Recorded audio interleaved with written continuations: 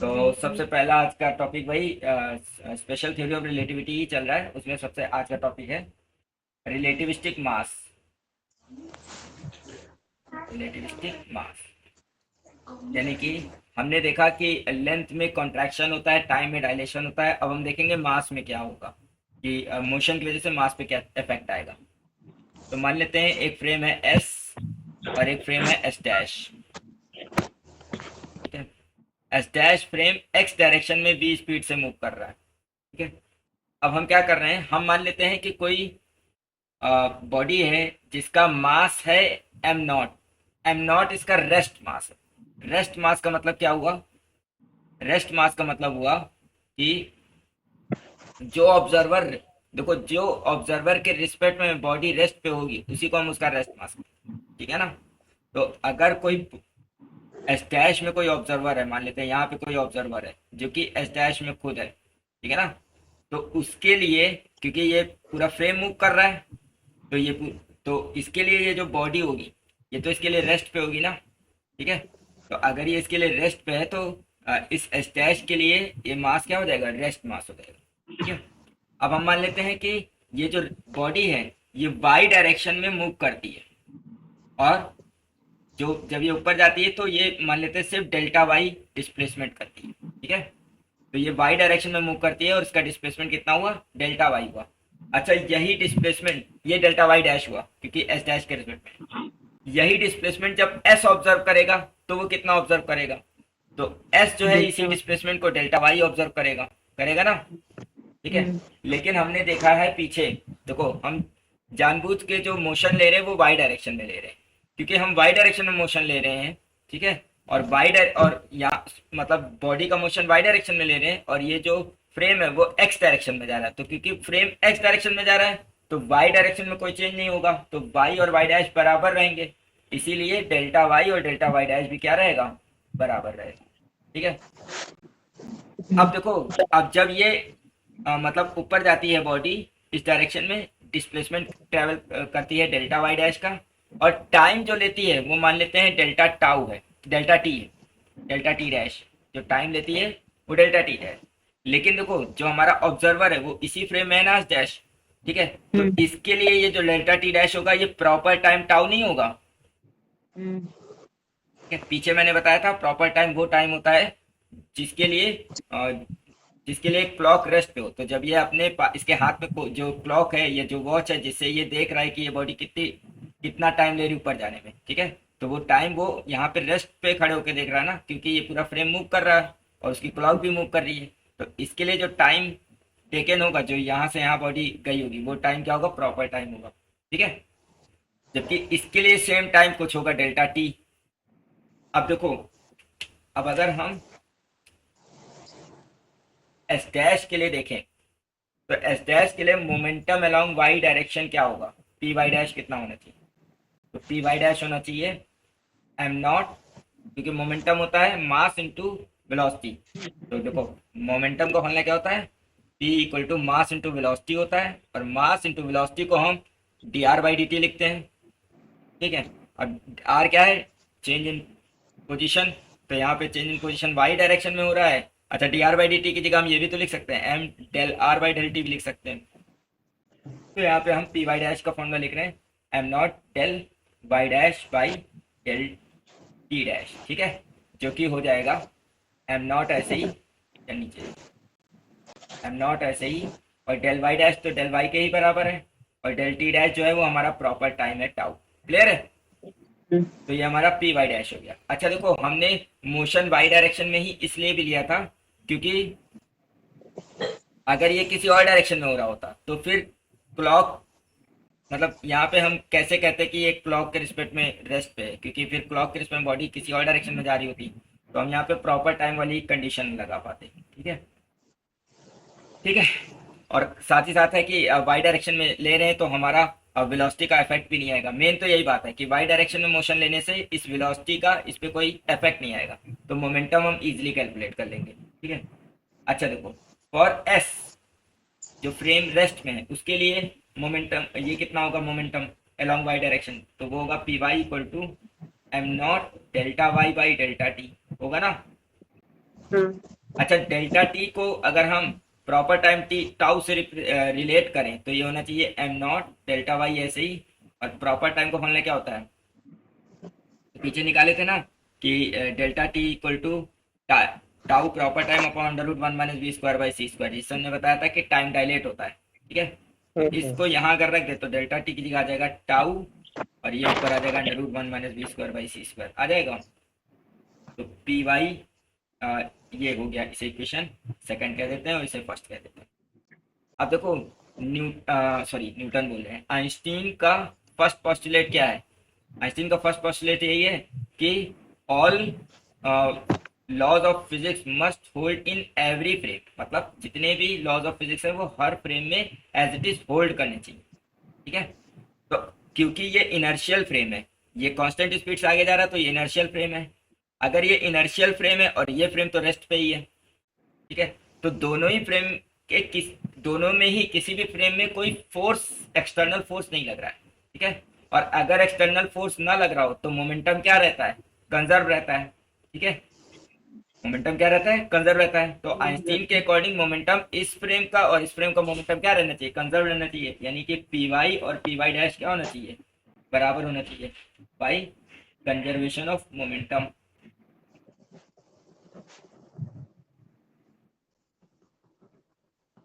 ठीक, तो P Y कितना है, पी वाई है हमारा M nought delta Y by tau under root one minus B square by C square equal to, और पी वाई है M nought delta Y by tau.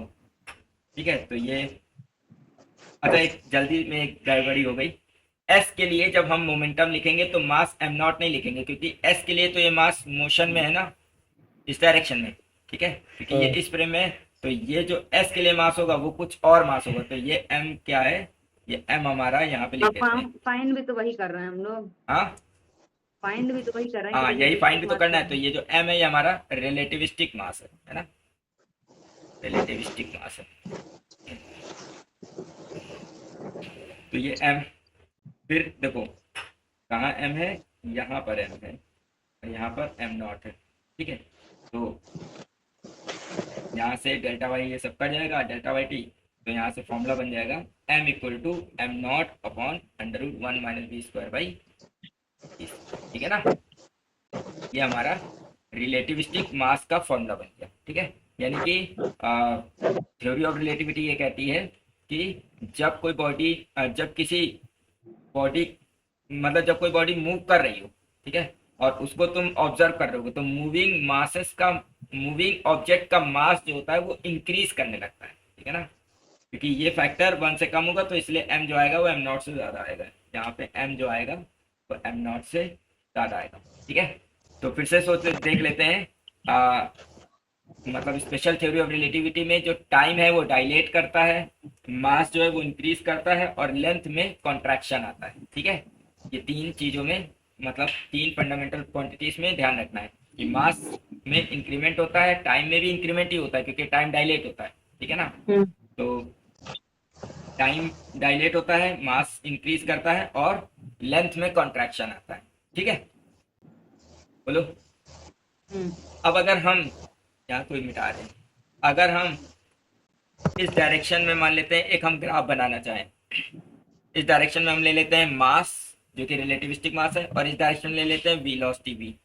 ठीक है, तो अगर क्लासिकली सोचें, अगर हम क्लासिकली सोचें तो मास और वेलोसिटी का क्या ग्राफ होना चाहिए, ये, ठीक है ना। जैसे जैसे वेग बढ़ रहा है वैसे वैसे मास नहीं, भी तो बढ़ रहा है ना। हाँ वो तो ठीक है, लेकिन अगर हम उसके क्लासिकली हम बोल रहे हैं, क्लासिकल नहीं, हम यहाँ कहेंगे कि अगर हम गैलीलियन के अकॉर्डिंग सोचें, गैलीलियन के अकॉर्डिंग सोचें, ठीक है ना, तो गैलीलियन के अकॉर्डिंग वेलोसिटी का मास में कोई फर्क थोड़े ना पड़ना चाहिए।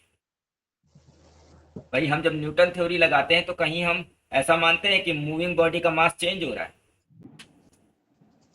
नहीं मानते हैं ना। ठीक है, तो गैलीलियन के अकॉर्डिंग मास का वेलोसिटी के साथ ग्राफ कैसा होना चाहिए, ऐसा होना चाहिए। ठीक है, लेकिन रॉकेट वाला, हाँ, एक्सेप्ट रॉकेट वाला। नहीं नहीं, एक्सेप्ट रॉकेट वाला नहीं, क्योंकि रॉकेट के केस में मास इसलिए कम होता है क्योंकि उसका फ्यूल बर्न होता है। ठीक है, हाँ, वहां पे अगर हम मास और वेलोसिटी का ग्राफ बनाए तो वहां पे वो जो वेलोसिटी होगी वो वेलोसिटी ऑफ रॉकेट ही होगी, ठीक है ना। यहाँ पे भी वेलोसिटी ऑफ फ्रेम है, ठीक है, जिस फ्रेम में कोई ऑब्जेक्ट रखा हुआ है उसका मास, ठीक है, क्लियर है।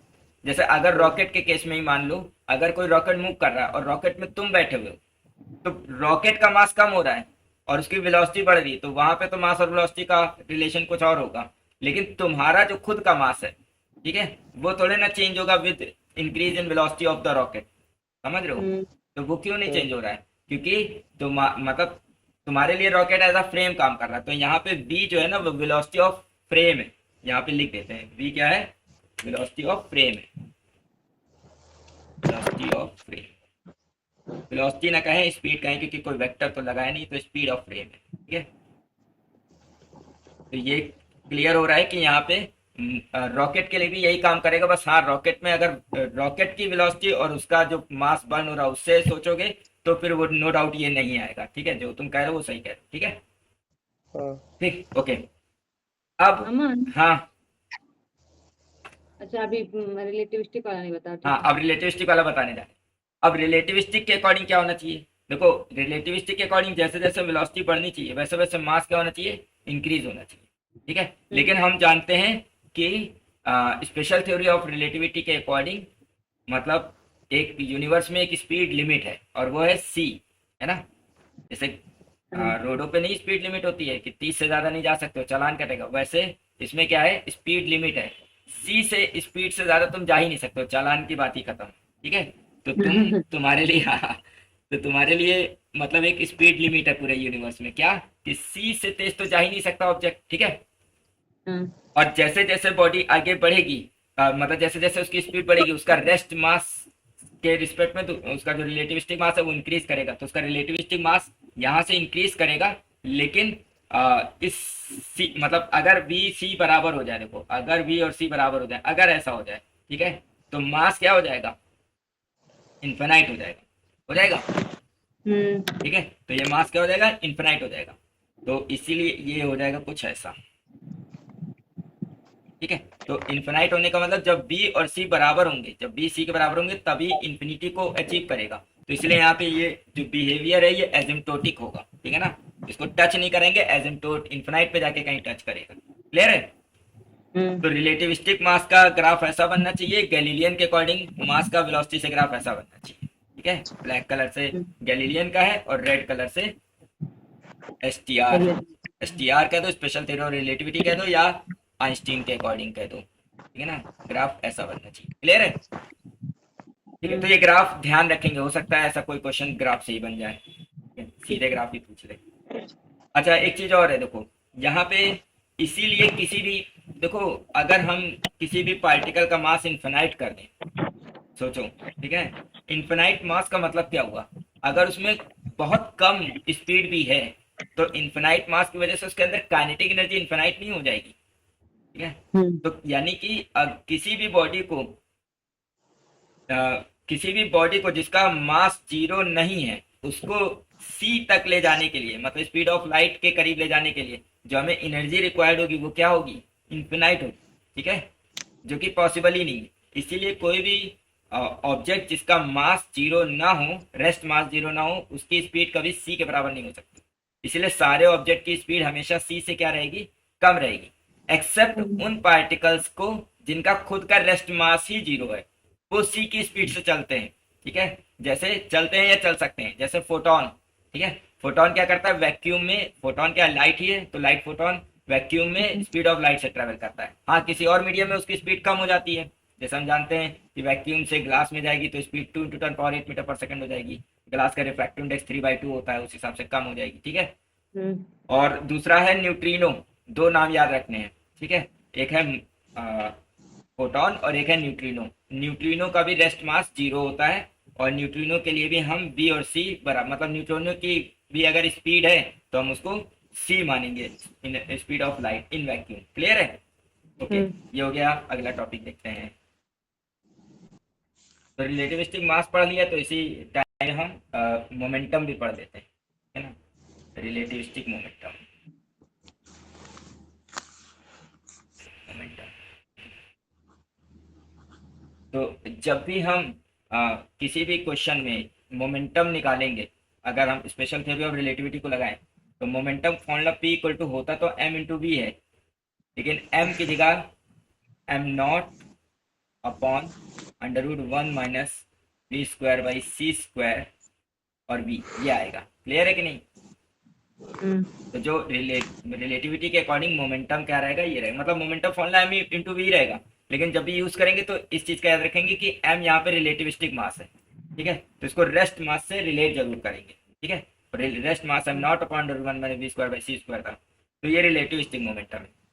अब हमने ये वाला ग्राफ नहीं मिटाया, क्यों? क्योंकि हम यहाँ पे एक और ग्राफ बनाना चाह रहे हैं मोमेंटम और वेलोसिटी का, ठीक है?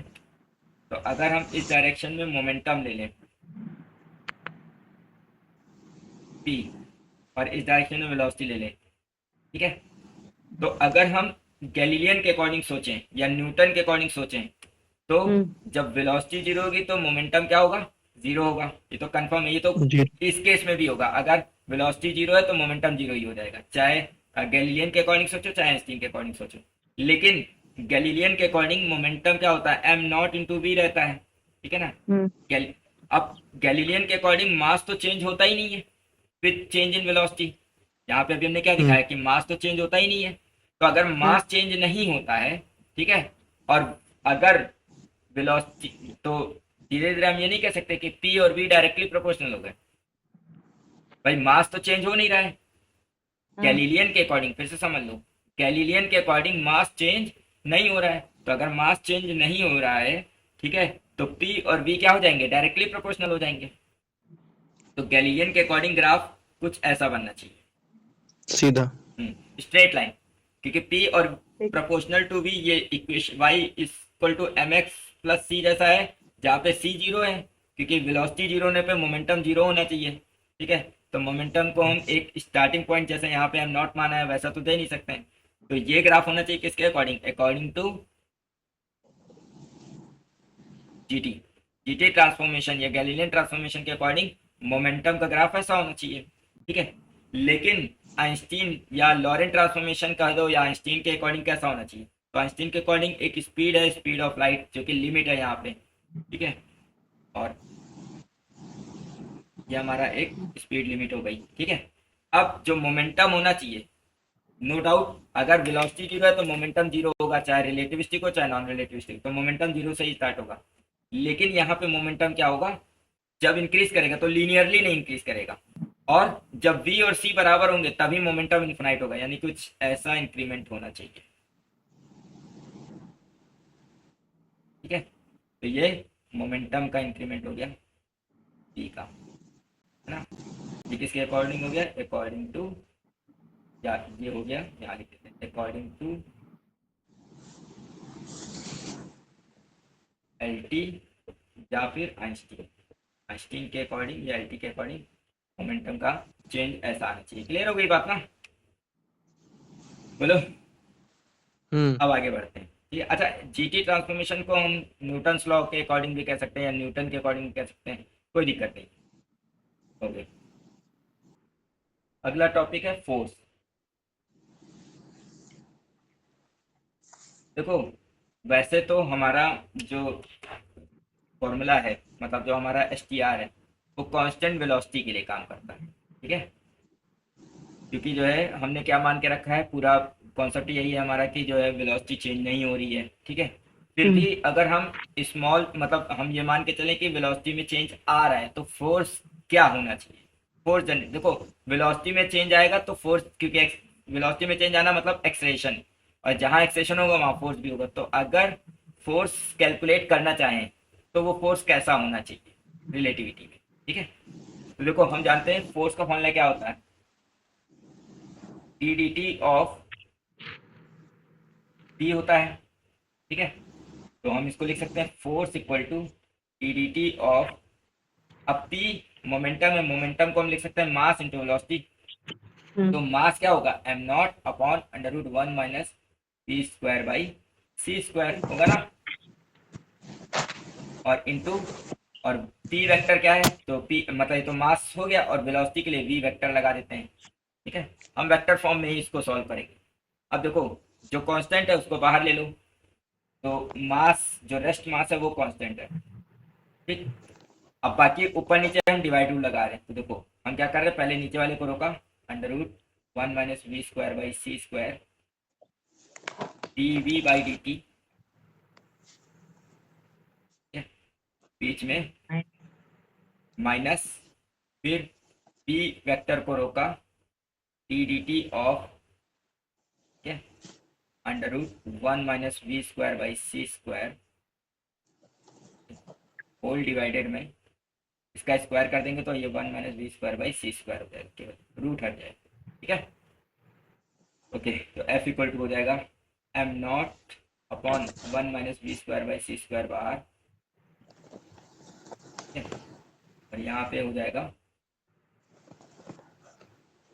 1 - v²/c², इसको एक्सलेशन वेक्टर ए लिख देते हैं, ठीक है ना। ए वेक्टर क्या है, ए वेक्टर हमारा dv/dt होता है। अमन, हाँ, नीचे अंडर रूट तो नहीं था क्या? नहीं, इसमें जब डिवाइड रूल लगाते हैं तो नीचे वाले को स्क्वायर करते हैं ना, तो रूट से स्क्वायर हट जाएगा अच्छा अच्छा ठीक। ना। अच्छा, अब यहाँ पे जब डेरिवेटिव करेंगे तो बहुत ध्यान से करना है। देखो ये v वेक्टर है, ठीक है, और इसको हम क्या करने जा रहे हैं, डिफरेंशिएट करने जा रहे हैं। तो माइनस वी वेक्टर को बाहर रख रहे हैं और यहाँ पे हम एक ब्रैकेट लगा ले रहे हैं, इसको x मान के करेंगे तो 1/2 अंडर रूट 1 - v²/c² आएगा, ठीक है। साथ ही साथ जब हम इसको दोबारा करेंगे तो 1 का क्या हो जाएगा, 0 हो जाएगा, 1 का हो जाएगा 0, तो 0 माइनस, या यहाँ लिख देते हैं, तो इंटू, अरे तो रहने देते ना, नहीं नहीं ठीक है, तो 1 तो लिख दो 1 का 0 हो जाएगा, और माइनस b² का क्या आएगा, b² का डेरिवेटिव क्या आएगा, तो ये देखो 2v और फिर dv/dt। यहीं पे एक छोटी सी बात है, देखो b² एक्चुअल में क्या होता है, b² एक्चुअल में v vector dot v vector होता है। तो जब हम इसका डेरिवेटिव करेंगे ddT ऑफ v² करेंगे तो एक्चुअल में हम ddT कर रहे होंगे v डॉट का। तो फिर लगाएंगे प्रोडक्ट अब प्रोडक्ट रूल लगाएंगे तो क्या होना चाहिए, तो अगर हम v डॉट को रोके इस v का करें तो यहाँ आना चाहिए v डॉट dv/dt आना चाहिए, बीच में प्लस, फिर वैसे ही करें अब, वही आएगा, तो पहले dv dot dt dot v हो जाएगा, लेकिन a डॉट b और b डॉट a बराबर होते हैं, ये बात पता है हमको, तो ये 2 टाइम्स आ जाना चाहिए, ठीक है। तो यहाँ आ जाएगा 2 टाइम्स b डॉट dv/dt, ठीक है, क्लियर हो गई बात, ठीक है। तो यहाँ पे क्या बन रहा है, ऐसे बन रहा है, इसका ध्यान रखना है, ठीक है। ओके, अब इसको जरा सिंप्लीफाई कर लेते हैं। अच्छा, तो ये देखो ये 2 और ये 2 कट जाएगा, ये माइनस माइनस प्लस हो जाएगा, तो f वेक्टर हो जाएगा m0 अपॉन 1 - v²/c², ठीक है। और देखो ये चीज अगर हम एलसीएम ले लें, देखो इसके नीचे 1 मान रहे हैं और ये 1, तो इन दोनों के बीच में अगर एलसीएम ले लें तो ये चीज इस पूरे के नीचे आ जाएगी, और ये जो पूरे के नीचे आएगा ये इसके साथ मल्टीप्लाई होकर यहाँ पावर 3/2 हो जाएगा, ठीक है। थोड़ा सा जगह कम होने की वजह से स्टेप हम शॉर्ट कर रहे हैं, ठीक है, समझ लो। हमने क्या किया, ये चीज इसके डिवाइड में आई है, तो इसके नीचे तो 1 है, तो 1 और इसका एलसीएम लेंगे तो यही आएगा, और ये ऑलरेडी बाहर है, तो इसकी पावर तो 1 है और इसकी पावर 1/2, तो मल्टीप्लाई पावर 3/2 हो जाएगी, और जब एलसीएम लेंगे तो ये इससे मल्टीप्लाई होगा, तो जब ये इससे मल्टीप्लाई होगा तो यहाँ पे c² ही आ जाएगा, ये रूट हट जाएगा, हाँ, तो ये 1 - v²/c² ही आ जाएगा, इंटू ए वेक्टर आएगा साथ में, बीच में माइनस नहीं प्लस हो गया क्योंकि ये माइनस माइनस प्लस हो गया है, ठीक है। v वेक्टर, अब देखो इस v वेक्टर को इस v वेक्टर से ऑपरेट नहीं करा सकते, क्योंकि देखो ये पूरा स्केलर है अपने आप में, ठीक है, ये पूरा क्या है, स्केलर है अपने आप में, v डॉट dv/dt ये पूरा अपने आप में स्केलर है, और ये v वेक्टर एक वेक्टर है, तो जब स्केलर को वेक्टर से मल्टीप्लाई करते हैं तो ऐसा नहीं है कि हम डॉट प्रोडक्ट या क्रॉस प्रोडक्ट कर रहे हैं, बस ऐसे ही लिख देते हैं। जैसे कोई वेक्टर हो, मान लेते हैं एग्जाम्पल के लिए ए वेक्टर है, डॉट वेक्टर लिख देते हैं, हाँ, जैसे 2i + 3j मान लो है। अब अगर हम इसको 3 टाइम्स ए वेक्टर कर रहे हो तो ये जो 3 है ये स्केलर का मल्टीपल है, ये कोई वैसा मल्टीपल नहीं है कि हम यहाँ पे डॉट प्रोडक्ट करें या क्रॉस प्रोडक्ट करें, तो इस 3 से डायरेक्ट मल्टीप्लाई कर देंगे, 3 × 6i + 3 × 3 = 9j, है ना। अब यहाँ पे वैल्यूज पता है तो कर रहे हैं, लेकिन यहाँ पे हमें नहीं पता, ये v dot dv/dt as a scalar multiply में बस रहेगा, इसका इस v से कोई मल्टीप्लाई नहीं होगा, ठीक है। और ये सी स्क्वायर को हम नीचे यहाँ लिख लेते हैं, ठीक। तो ये हो जाएगा b vector by C square bracket में b डॉट, अच्छा डीवी बाई डी टी को हम एक्सेशन लिख सकते हैं, हम्म ठीक है। तो हमारा फोर्स का ये फॉर्मूला आ गया, ठीक है। इसमें कुछ छूट रहा हो तो बताओ। हमको यहाँ तो पे नहीं दिख सी रहा है स्क्वायर आ रहा ठीक है, ऐसा तो नहीं है सी स्क्वायर, अच्छा हाँ यहाँ पे सी स्क्वायर आ रहा है ना, कोई ये कर सकते हैं ना, -v² / c² और a डॉट यहाँ पर भी तो है, तो उस वाले के साथ में हो सकता है क्या? नहीं नहीं 1 नहीं - v²। नहीं, एक सेकंड रुक जाते हैं, देख लेते हैं यहाँ सी स्क्वायर बच रहा है या नहीं बच रहा है। एक मिनट हम चेक कर लेते हैं कि यहाँ सी स्क्वायर बच रहा है या नहीं बच रहा है ना। बच- हाँ तो यहाँ तक सही है, यहाँ पे सी स्क्वायर आएगा ही। अब आगे बढ़ते हैं, ओके। देखो हम चाहें तो ये जो हमारा ये फैक्टर है 1 - v² / c², हमने पीछे भी बोला था कि 1/√1 - v² / c², इसको हम क्या लिखते हैं, गामा लिखते हैं, है ना। हम्म तो हम क्या लिखते हैं, गामा लिखते हैं, गामा। ठीक है। तो अगर ये वैल्यू गामा है 1/√1 - v² / c², अगर ये हमारा गामा है, ठीक है, तो केवल 1 - v² / c² की वैल्यू क्या होनी चाहिए, 1/γ²। हाँ 1/γ² होना चाहिए। ये दोनों चीजें अगर हम यहाँ लगाएं तो देखो ये बनेगा गामा क्यूब, ठीक है, क्योंकि यहाँ अंडर रूट 1/√, करके है तो ये बनेगा गामा क्यूब। तो फॉर्मूला बनेगा फोर्स का m0 गामा क्यूब ब्रैकेट में, ये बनेगा 1/γ² A vector plus b by b vector by C square brackets में b डॉट ए, ठीक है। इसको अगर हम अंदर मल्टीप्लाई कर दें तो हमें बन जाएगा f इक्वल टू, देखो जब इसको इससे मल्टीप्लाई करेंगे तो कट जाएगा, तो एक बनेगा gamma times m0 A vector, ठीक है, बीच में प्लस, और जब इसको इससे करेंगे तो मिलेगा हमें गामा क्यूब टाइम्स m0, ठीक है ना, b vector into b dot A by C square, सब ठीक है, बोलो। तो ये हमारा फोर्स का फॉर्मूला आ गया। अब इस फोर्स के फॉर्मूले में दो कंडीशंस हैं, केस।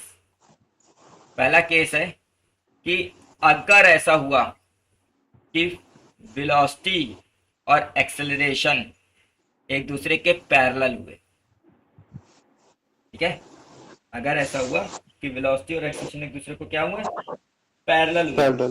ठीक है, तो उस केस में क्या होगा, बोलो। उस केस में सिर्फ बी और ए एक दूसरे के पैरेलल हो जाएंगे, तो यहाँ पे डॉट प्रोडक्ट क्या होगा, डॉट हट जाएगा, मतलब यही रहेगा पूरा फॉर्मूला, तो फोर्स का फॉर्मूला पूरा यही रहेगा। तो एफ वेक्टर क्या होगा, gamma m0 A vector plus gamma cube m0 B vector.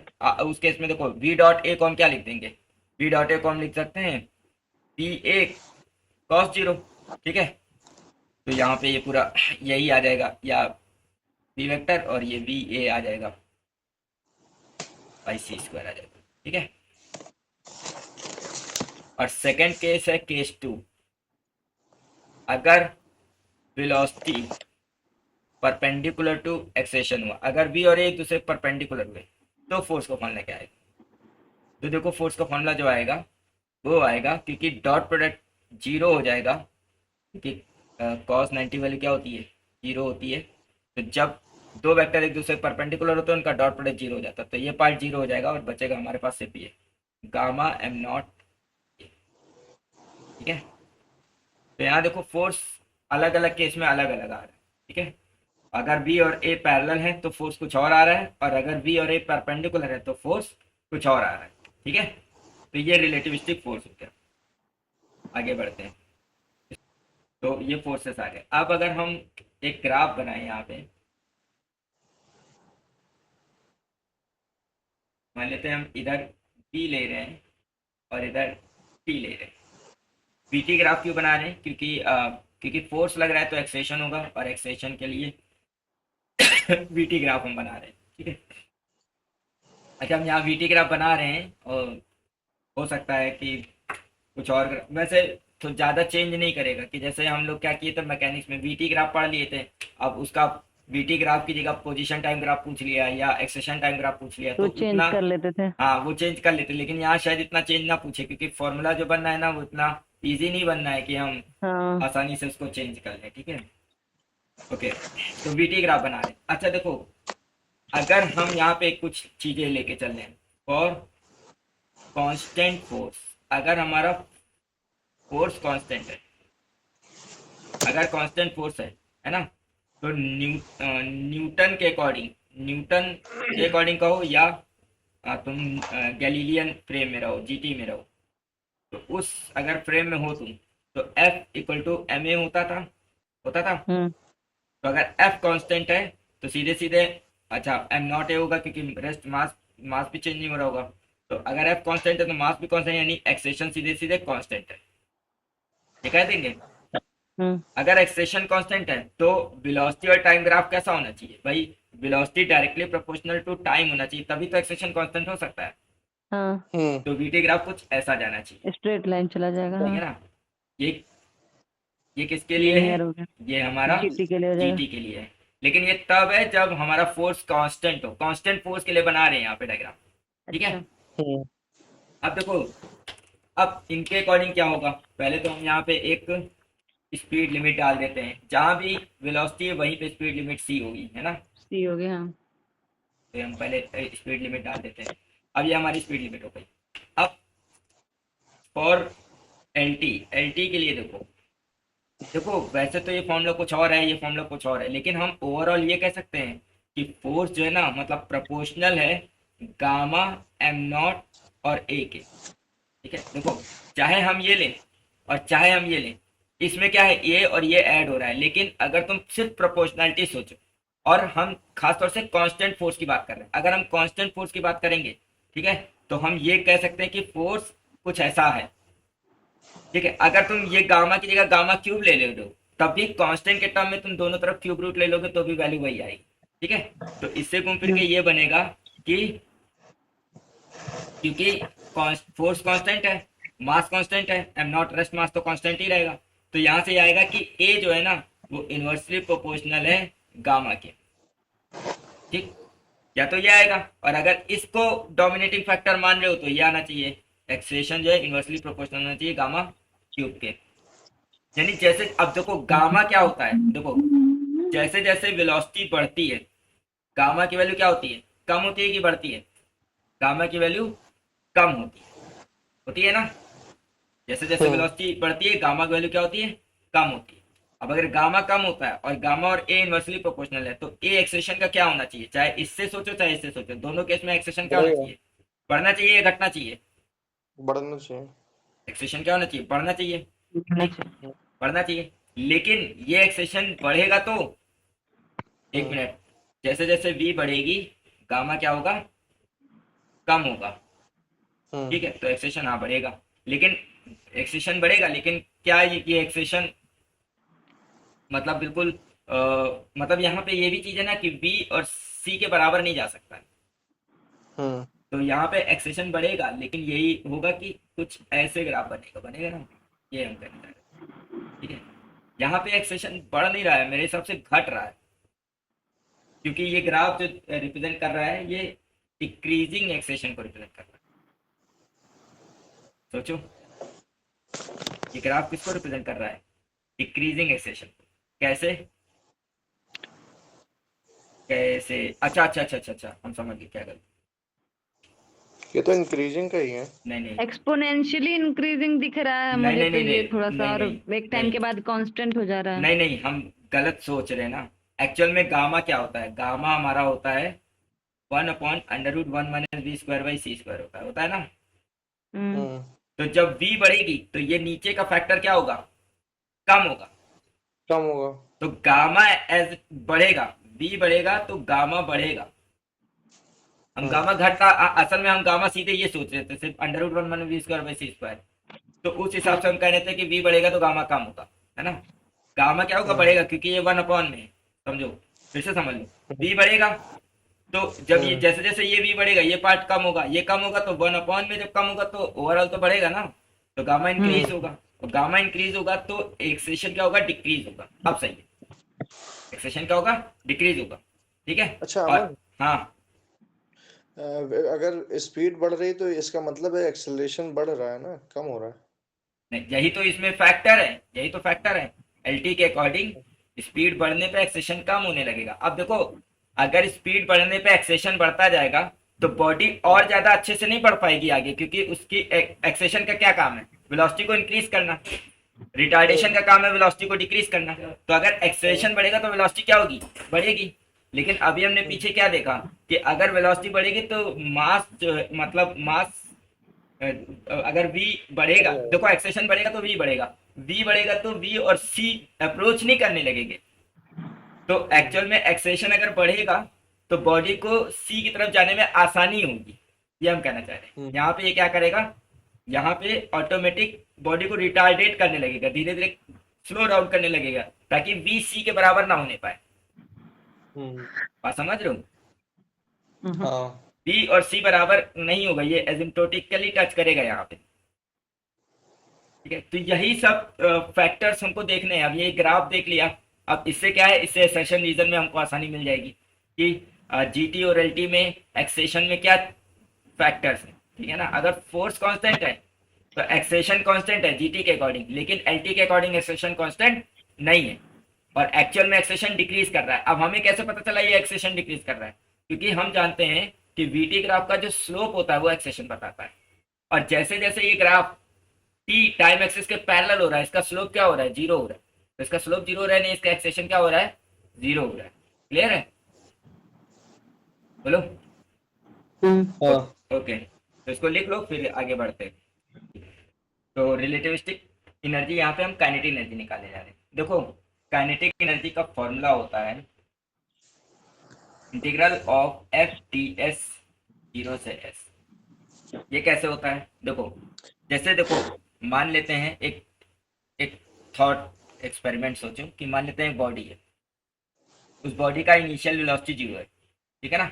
अब उस पर तुमने फोर्स लगाया, तो जब तुमने फोर्स लगाया तो वो एस डिस्टेंस मूव करने के बाद, एस डिस्टेंस मूव करने के बाद मान लेते हैं उसमें जो स्पीड एक्वायर हुई वो वी, ठीक है।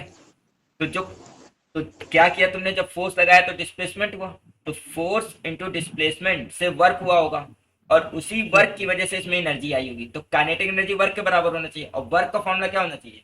तो ऐसे अगर हम कांस्टेंट फोर्स ले रहे होते तो वर्क का formula force into displacement direct हो जाता, लेकिन हम यहाँ पे मान के चल रहे हैं कि फोर्स वेरिंग हो सकता है, तो वर्क का फॉर्मूला क्या होगा, integral of F D S. तो integral of F D S, जहाँ पे जो डी एस यानी डिस्प्लेसमेंट पे चेंज हो रहा है वो जीरो से एस हो रहा है। क्लियर है, तो काइनेटिक एनर्जी क्या होना चाहिए, जीरो से एस एफ डी एस होना चाहिए। इसमें कोई डाउट हो तो बताओ, आगे बढ़े। अब देखो, काइनेटिक एनर्जी जीरो से एस। अब एफ फोर्स की जगह क्या लिख सकते हैं, फोर्स की जगह हम लिख सकते हैं डी डी, जो पीछे किया था D D T of mass into accession. तो मास है M not upon under root one minus B square by C square, ठीक है। और डी एस, मतलब देखो, फोर्स की जगह हम लिख रहे हैं D D T of M V, तो ये हो गया एम पूरा और इंटू बी और डी एस बाहर, ठीक है। अब देखो, डी एस और डी टी को एक साथ ले लो, तो D S by D T क्या होगा, जीरो से एस।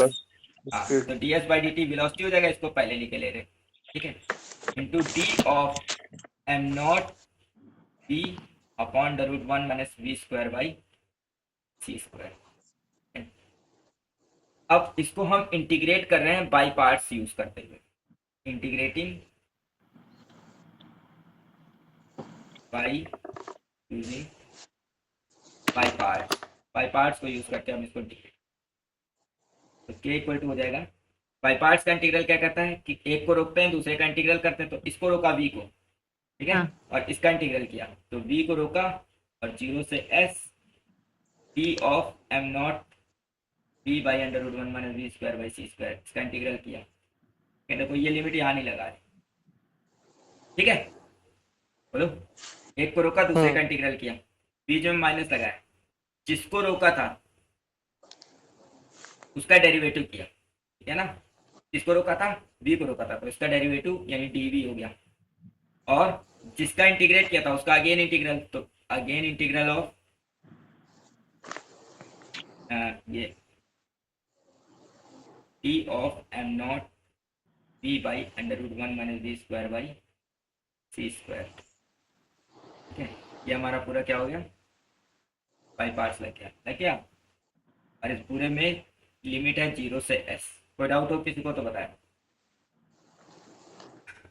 ठीक है। अच्छा यहाँ पे क्या है, जो लिमिट्स हैं वो है तो पोजीशन की 0 से s, लेकिन इन पोजीशंस की लिमिट को हम अकॉर्डिंगली वेलोसिटी की लिमिट्स में चेंज कर सकते हैं। मतलब अगर यहाँ पे कहीं पोजीशन नहीं है पेयर हो रहा है, क्योंकि देखो कहीं भी ds नहीं आ रहा है, s नहीं आ रहा है, तो हम इसी को 0 से s की जगह 0 से भी लिख देते हैं। क्यों? क्योंकि जब पोजीशन 0 थी तो स्पीड 0 थी, और जब पोजीशन s हो गई तो स्पीड v हो गई, तो हम इसके इक्विवेलेंट में 0 से v लिख सकते हैं, ठीक है। अब अमन, देखो, या नीचे अंडर रूट नहीं रहेगा?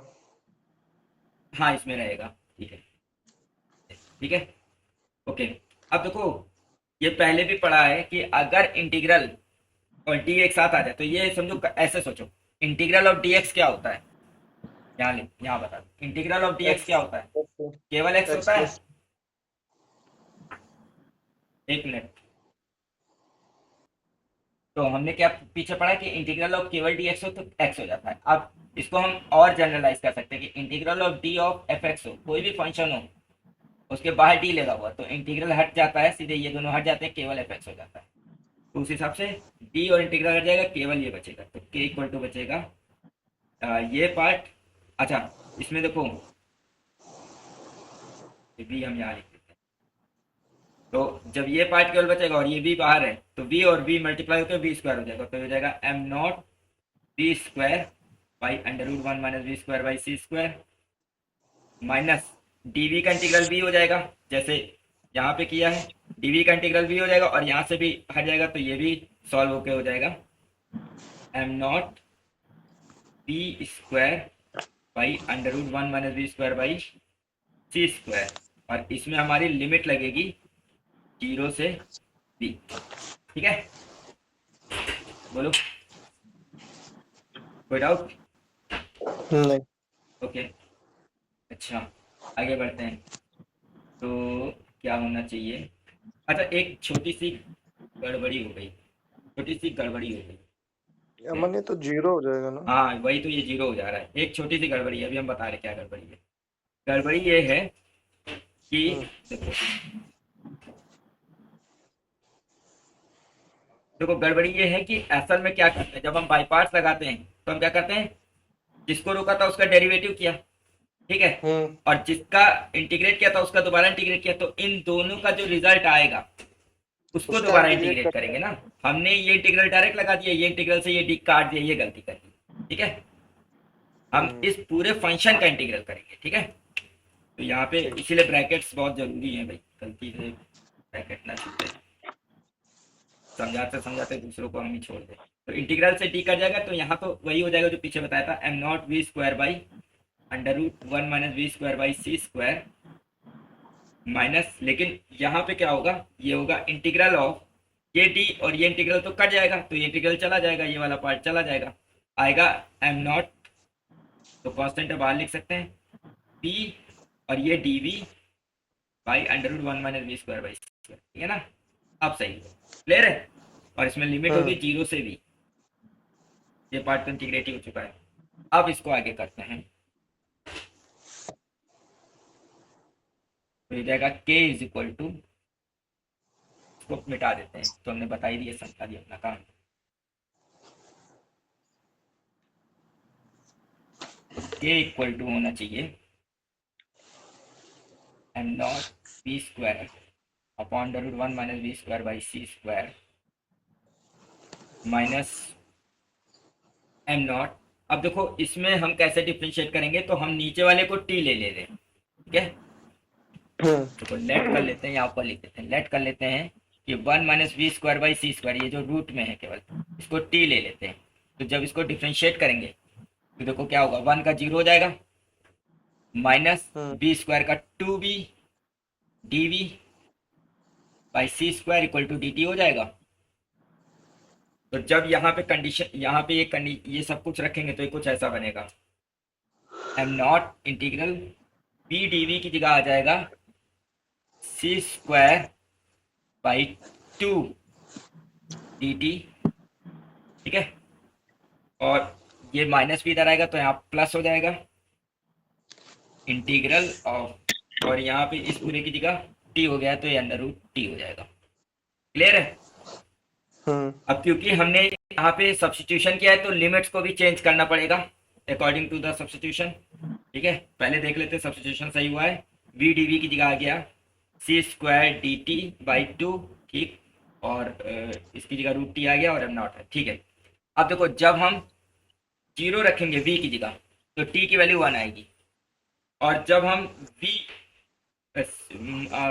मतलब देखो स्पीड यहाँ जीरो से v है ना, तो जब हम t की वैल्यू जब, तो देखो 1 minus V square by C square ये t के बराबर है, तो जब हम v की वैल्यू जीरो रखेंगे तो t की वैल्यू 1 आएगी, और जब v की वैल्यू v रखेंगे तो t की वैल्यू ये पूरी 1 minus V square by C square आ जाएगी। ठीक है, ओके, अब आगे बढ़ते हैं। k इक्वल टू हो जाएगा M naught B square upon under root 1 minus B square by C square plus M not C square by 2, constant है बाहर ले लो, टी की पावर माइनस 1 बाई 2 का इंटीग्रल कर दो 0 से 1 minus B square by C square तक के, और डी टी कर दो। एक्स की पावर एन का इंटीग्रल जानते हैं वही हो जाएगा, तो हो जाएगा M naught B square upon under root 1 minus B square by C square plus M not C square by 2, और इसका इंटीग्रल हो जाएगा रूट टी और 2 और आएगा, और लिमिट आएगी 0 से लेके 1 minus B square by C square. ये 2 2 कट जाएगा तो के बन जाएगा M naught B square upon root 1 minus B square by C square plus M not C square, और देखो पहले 0 से नहीं था 1 से था, 1 से एम नॉट सी स्क्वायर, तो पहले अपर लिमिट रखेंगे ये, तो अंडर रूट में 1 minus B square by C square रखेंगे, बीच में माइनस, फिर लोअर लिमिट रखेंगे जो कि है 1। ठीक, चलो इतना समझ आ गया? कोई डाउट हो तो बताओ। नहीं है? अब देखो हम क्या कर रहे हैं, थोड़ा यहाँ पे जगह की कमी इसलिए बहुत बचा बचा के लिखना पड़ रहा है। ऊपर से देखो यहाँ पे एलसीएम ले लेते हैं। ठीक है, देखो ये एम नॉट सी स्क्वायर को अंदर मल्टीप्लाई कर लो, तो ये इससे एक बार मल्टीप्लाई होगा और एक बार इससे होगा, और ये हो जाएगा M naught B square upon under root 1 minus B square by C square plus M not C square into under root 1 minus B square by C square minus M not C square. ठीक है, अब पहले और दूसरे part में LCM ले रहे, तीसरे पार्ट को ऐसे ही रख रहे, तो के इक्वल टू हो जाएगा M naught B square plus M not C square. अब जब यहाँ एलसीएम लेंगे इसके और इसके बीच में, तो यहाँ 1 है और ये पार्ट इससे मल्टीप्लाई हो जाएगा, तो यहाँ पे रूट हट जाएगा, ये हो जाएगा 1 minus B square by C square, और होल डिवाइड में आ जाएगा under root 1 minus B square by C square और minus M not C square. इतना लिख लो, फिर इसके बाद यहाँ फिर से मिटा के करते हैं, तो ये पार्ट हो गया। अब देखो इस पार्ट में ना एम नॉट सी स्क्वायर को अंदर मल्टीप्लाई करो, तो ये एम नॉट सी स्क्वायर आएगा, और जब इससे मल्टीप्लाई होगा तो minus M naught B square आएगा। ठीक है, तो ये कुछ ऐसा आएगा के इक्वल टू कैंसिल हो जाएगा एम नॉट बी स्क्वायर, हाँ, प्लस जब इसको 1 से करेंगे तो M not C square minus, और जब इसको इससे करेंगे तो सी स्क्वायर कर जाएगा M naught B square divided by under root 1 minus B square by C square minus M not C square अलग।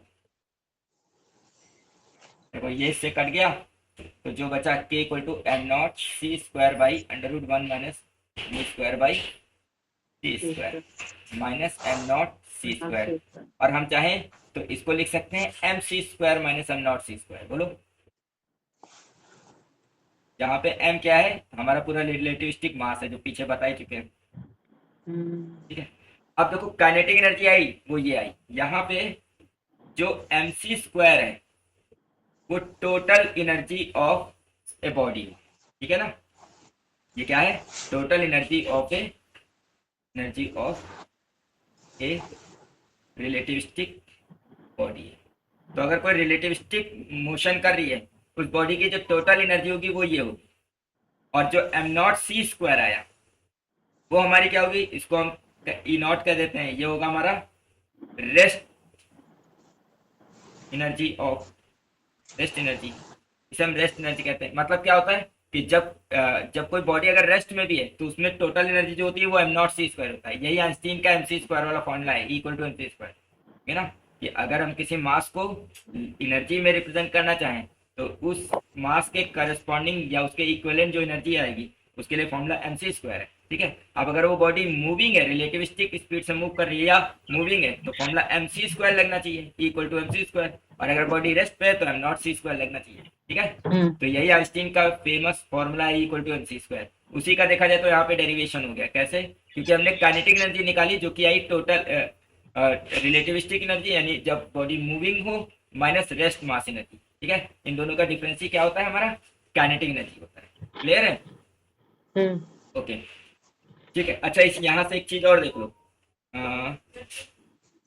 हाँ ठीक है, तो इसमें कोई डाउट हो तो बताओ, ठीक है। या अगर नहीं है ना, या आप इसे ऐसे भी कह सकते हो कि, चाहो तो तुम इसको ऐसे भी कह सकते हो कि सी स्क्वायर कॉमन ले लो, एम माइनस एम नॉट, तो के का फॉर्मूला क्या हो जाएगा, delta M into C square, है ना। अब डेल्टा एम क्या है, अब देखो यहाँ पे कंफ्यूज ना हो जाना, क्योंकि बहुत से केस में क्या होता है, delta M into C square से हम बाइंडिंग एनर्जी निकालते हैं न्यूक्लियर फिजिक्स में, तो वहां पे जो डेल्टा एम होता है ना वो मास डिफेक्ट होता है, ठीक है। यहाँ पे डेल्टा एम मास डिफेक्ट नहीं है, यहाँ पे डेल्टा एम क्या है, यहाँ पे सिर्फ रिलेटिविस्टिक मास और रेस्ट मास का डिफरेंस है, ठीक है। जैसे अगर हम ऐसे कह सकते हैं कि अगर कोई बॉडी जिसका मास है 1 किलोग्राम, और मान लेते हैं वो रिलेटिविस्टिकली जो मूव कर रही तो उसका मास हो गया 1.2 किलोग्राम, ठीक है। तो जो मास में डिफरेंस आया वो 0.2 है, ठीक है। वो मास में जो डिफरेंस आया वो क्या है, 0.2। तो वहां पे 0.2 इफेक्टिव मास भी बोल सकते हैं ना हम, है। इफेक्टिव मास नहीं कहेंगे, देखो इफेक्टिव वर्ड तब यूज करते हैं ना जब प्लस करके आ रहा हो या कुछ और करके, यहाँ तो साफ साफ है डिफरेंस करके आ रहा है, डिफरेंस के मास को कभी इफेक्टिव मास नहीं कहते, ठीक है। क्या नहीं, इफेक्टिव डिफरेंस पे आता है, मतलब डिफरेंस प्लस माइनस दोनों भी हो सकता है इफेक्टिव में। नहीं देखो, इफेक्टिव मास अब ऐसा तो है नहीं कि जब बॉडी मूव कर रही है तो उसका इफेक्टिवली इतना ही मास है, ऐसा तो नहीं है ना। जब कोई बॉडी मूव कर रही है तो उसका इफेक्टिवली मास कैपिटल एम है, ये वाला, सॉरी कैपिटल एम बोल रहे, ये मास है रिलेटिविस्टिक मास, ठीक है ना। और जब वो रेस्ट पे थी तो ये मास है। अब रेस्ट मास और जो बॉडी मोशन में है तो उन दोनों के मास के डिफरेंस को हम इफेक्टिव मास कैसे कह सकते हैं, ठीक है। हाँ, मास इफेक्ट कोई कह सकता है गलती से, लेकिन यहाँ पे हम इसे मास डिफेक्ट नहीं कहेंगे, इसलिए नहीं कहेंगे क्योंकि मास डिफेक्ट एक अलग चीज है। मास डिफेक्ट जो हम लोग पढ़ते हैं वहां पे जो एनर्जी रिलीज होती है वो ई होती है, काइनेटिक एनर्जी नहीं होती है। जो total energy release during nuclear reaction होती है वो E equal to delta M into C square होती है। तो वहां पे डेल्टा एम क्या है, मास, वो मास है जो एनर्जी में कन्वर्ट हो गया, ठीक है। लेकिन यहाँ पे डेल्टा एम जो है वो एम माइनस एम नॉट है, यानी कि जब बॉडी मूव कर रही है तो जो एनर्जी है उसकी जो मास है, देखो ऐसे एक क्वेश्चन आ सकता है कि मान लेते हैं एक बॉडी है, उसका रेस्ट मास 1 किलोग्राम है और जब वो मूव करती है तो उसका रिलेटिविस्टिक मास 1.2 किलोग्राम है। अब बताइए उसमें काइनेटिक एनर्जी कितनी है, तो आप ये फॉर्मूला लगा सकते हैं, दोनों में डिफरेंस निकाला, 0.2 आ गया, इंटू सी स्क्वायर लगा दिया तो आपको काइनेटिक एनर्जी मिल जाएगी। क्लियर है? फॉर्मूला पूरा चेंज नहीं हो गया फिर तो चेंज हो गया तो क्या हुआ, और भाई तुम्हारा देखो, तुम ये ना सोचो कि हाफ एम बी स्क्वायर नहीं लगा, तुम ये सोचो कि काइनेटिक एनर्जी का फॉर्मूला ही यही है, total energy minus rest mass energy, इन दोनों को घटा देंगे तो हमें काइनेटिक एनर्जी मिल जाएगी, ठीक है। अब यहाँ पे सी स्क्वायर कॉमन हो रहा है तो ये फॉर्मूला बना जा रहा है, ठीक है। तो अब देखो ये फॉर्मूले में ज्यादा कुछ नहीं करना है, अगर हम 1 और 1.2 वाला जो एग्जांपल दे रहे हैं कुछ नहीं करना है, लेकिन अगर तुम्हें ये चीज नहीं पता है तो तुम घंटों सोचोगे कि हमें रेस्ट, अब तुम वहां पे क्या दिमाग लगाओगे कि हमें रेस्ट मास 1 किलोग्राम दिया है, मूविंग मास 1.2 किलोग्राम दिया है, पहले m equal to M not upon under root 1 minus B square by C square से किसी तरीके से वेलोसिटी निकाल ले, और फिर काइनेटिक एनर्जी का formula half M B square लगाए, है ना। लेकिन उसमें गलती भी हो सकती है। क्यों गलती हो सकती है? क्योंकि हाफ एम वी स्क्वायर में एम मास कौन सा लोगे, ठीक है। तो एक चीज और समझ लो यहाँ पे, अगर आप kinetic energy half M V square लगा रहे हो तो एम हमेशा रिलेटिविस्टिक मास लोगे। क्या लोगे? रिलेटिविस्टिक। हाँ, यहाँ पे अगर kinetic energy formula half M V square लगा रहे हो तो एम हमारा रिलेटिविस्टिक रहेगा, यहाँ पे एम नॉट नहीं रहेगा, ठीक है। ठीक। तो अगर रिलेटिविस्टिक मास लेते तो थोड़ा सा लंबा हो जाता, लेकिन इसे हम डायरेक्ट कर सकते हैं, ठीक है। ओके, तो ये हो गई हमारी एनर्जी, ठीक है। चलो आज इतना ही रखते हैं, नेक्स्ट टाइम पे उसको आगे हाँ। कंटिन्यू करेंगे। नेक्स्ट टाइम पे हम कुछ न्यूमेरिकल्स करेंगे कोलिजन वाले। जैसे कोलिजन के ठीक। क्वेश्चन किए थे ना, तो हम लोगों ने नॉन रिलेटिविस्टिक केस के किए थे, मोमेंटम कंजर्व रहता था, एनर्जी कंजर्व रहती थी, है ना। Elastic collision, perfectly elastic collision के क्वेश्चन किए थे, ठीक है। तो अब ये हम उसको एनर्जी वाला जो रिलेटिविस्टिक केस में कोलिजन का होंगे ना, क्वेश्चन, तो ये मोमेंटम वाले पे लगाएंगे ना। हाँ देखो मोमेंट, देखो फंडामेंटल लॉस तो हर एक कांस्टेंट सेम रहेगा ना, एनर्जी भी कंजर्व रहेगी, मोमेंटम भी कंजर्व रहेगा। बस एनर्जी और ठीक। मोमेंटम के फॉर्मूले बदलेंगे, और वो भी फॉर्मूले क्या बदलेंगे। अब मोमेंटम फॉर्मूला होगा M naught V by under root one minus V square by C square. Energy का फॉर्मूला क्या हाँ। होगा? ऐसे होगा, ठीक है। तो तो यही हम देखेंगे कि अगर हम रिलेटिविस्टिक कोलिजन देखें तो उसका मतलब क्वेश्चन कैसे सॉल्व होना चाहिए, ठीक है। तो एक दो क्वेश्चन रिलेटिविस्टिक कोलिजन के करेंगे, एक दो आसान करेंगे, एक दो कठिन भी करेंगे, ठीक है, ताकि हमको एक ठीक। आइडिया मिल जाए कि रिलेटिविटी में कोलिजन कैसे काम करेगा। ओके, आज यहीं तक रखते हैं, फिर नेक्स्ट क्लास में मिलते हैं। ओ। ठीक।